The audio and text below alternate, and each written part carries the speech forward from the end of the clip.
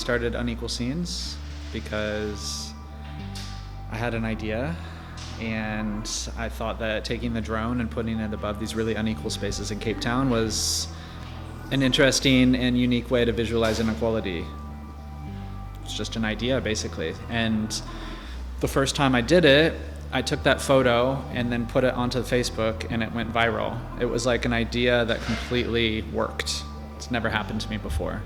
And so this photo went viral, and everyone started talking about it and commenting, and journalists started calling me, and then it almost took on a life of its own. So then I took more photos, and it got even bigger.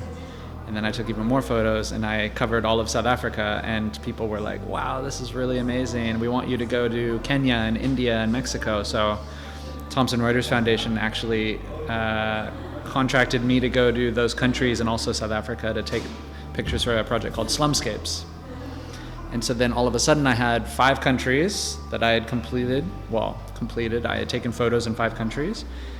And so this was a global project on inequality within the first 4 months. And I think it was a combination of getting really lucky, as in being in the right place at the right time.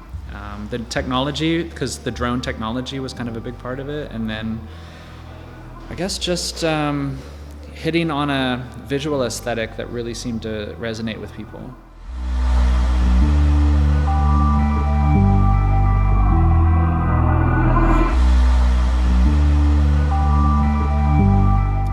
So I started using drones just because I wanted a new perspective. And when I took the first video of my friends hiking on the mountain in Cape Town, my friend said, wow, I've never seen the mountain look like that before. And then I realized, okay, this is not just a camera, this is a tool. You can change people's perspectives with this tool. It's really powerful, actually. It's not just a gimmick. And so I started, basically experimenting with other types of photography with the drone. And then this was one of the first ones, this Unequal Scenes project. So nothing matters in photojournalism except the finished photo, right? The idea that you have, the amount of money that you make from it, the place that you're from, none of that matters. People judge you based on your outputs. It's a very visual output photography. And so that photo that you have, or that I created, it either works or it doesn't work. And that's hard to judge. But at least you got to get to that point of taking that photo.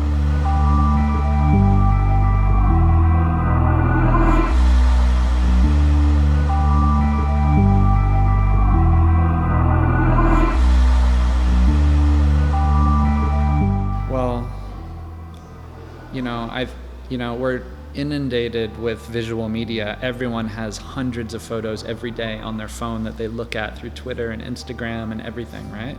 So you actually have to pay attention to what the trends are in photography if you want something to stand out. You have to have a solid understanding of how to create a compelling photograph.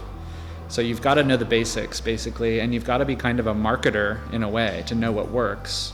So I see a lot of people now who just think that they can shortcut everything, pick up a cell phone and start shooting. And because of the fact that it's possible, I suppose, to put your photo out there and for it to go viral, they think that's all they have to do. But everyone's doing that. So if you're going to separate yourself, you have to at least be an expert at what you're doing.